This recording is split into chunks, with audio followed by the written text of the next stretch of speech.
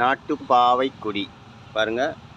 இந்த மருதாணி செடியில் நம்ம போட்டிருக்கிறோம் பாருங்க. இதில் காய் கிடக்குந்தா கொடி காயாகத்தான் இருக்கும்.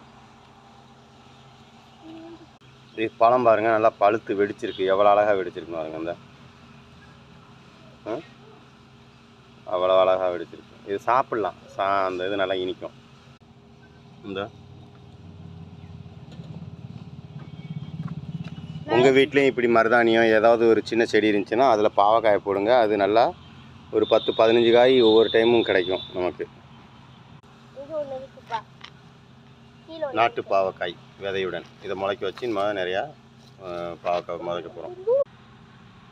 பிஞ்சு வண்டும் பூ எப்படி பூவில் தேன் எடுக்கலாங்க. இந்த 2 காய் கிடக்கு பாருங்க.